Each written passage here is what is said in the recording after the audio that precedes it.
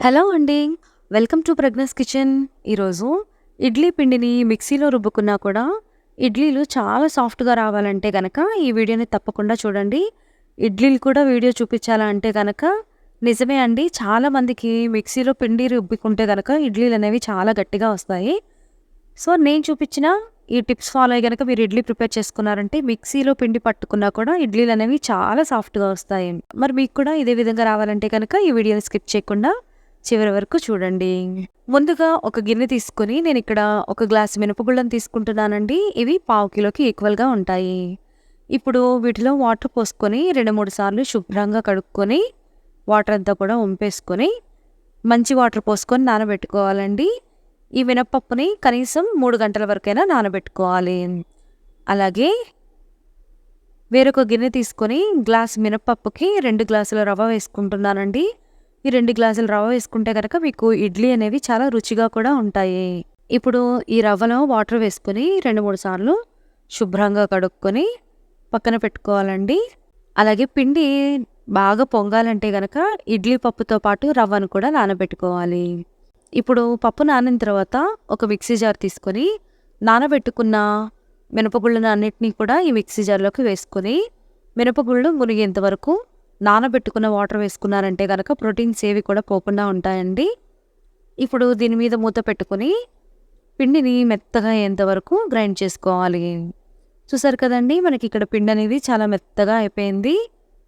అలాగే చాలా సాఫ్ట్‌గా కూడా వచ్చింది. అలాగే పిండి అనేది ఈ విధంగా సాఫ్ట్‌గా ఉండాలి. అప్పుడే మీకు ఇడ్లీలనేవి చాలా సాఫ్ట్‌గా వస్తాయి.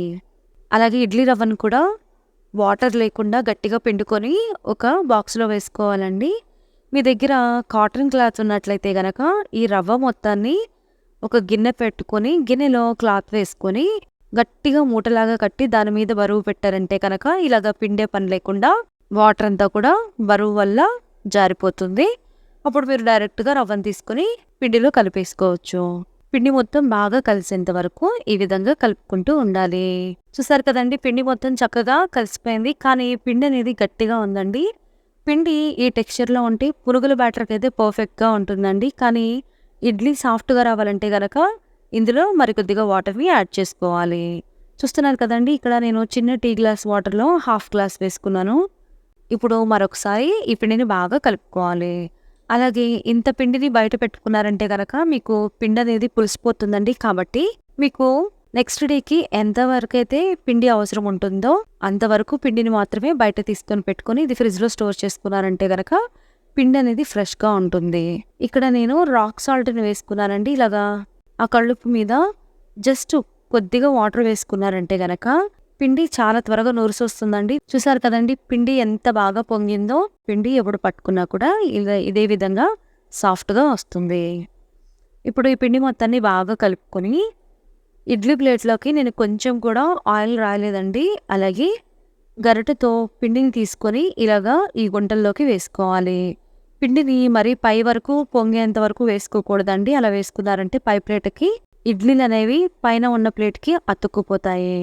ఇదే విధంగా మిగిలిన ప్లేట్లన్నిటిలో కూడా పిండిని వేసుకొని పెట్టుకోవాలి. ఆల్రెడీ స్టవ్ మీద వాటర్ మరిగిపోతున్నాయండి. ఇప్పుడు ఇడ్లీ స్టాండ్‌ని ఇడ్లీ పాత్రలో పెట్టుకొని దీని మీద మూత పెట్టుకొని మంటని మీడియం ఫ్లేమ్‌లో పెట్టి ఒక 15 నిమిషాలు ఉడికించుకున్నారంటే గనక ఇడ్లీ చక్కగా ఉడికిపోతాయండి. ఇడ్లీని స్టవ్ ఆఫ్ చేసిన వెంటనే తీయకూడదండి. ఒక 5 మినిట్స్ వదిలేస్తే గనక దాంట్లో ఎక్కువగా ఉండే ఆవిరంతా కూడా పోతుందండి. ఇడ్లీలు తీసుకునే గరిటె కూడా మందంగా ఉండకూడదండి. ఇలాగ పలుచగా ఉన్నట్లయితే గనక ఇడ్లీలు మీకు స్టాండ్‌కి అంటుకోకుండా చక్కగా వస్తాయి.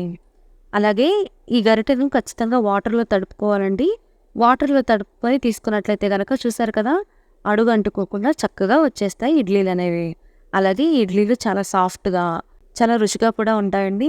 చూసారు కదండీ! ఒక్క చుక్క నూనె రాకపోయినా కూడా ఇడ్లీలనేవి ఎంత ఈజీగా వచ్చేసాయో. మరి ఈ రెసిపీ గనక మీకు నచ్చినట్లయితే ప్లీజ్ నా ఛానల్‌ని సబ్స్క్రైబ్ చేసుకొని పక్కనే ఉన్న బెల్ ఐకాన్‌ని క్లిక్ చేయండి. అలాగే ఒక్క లైక్ చేసి షేర్ చేయండి.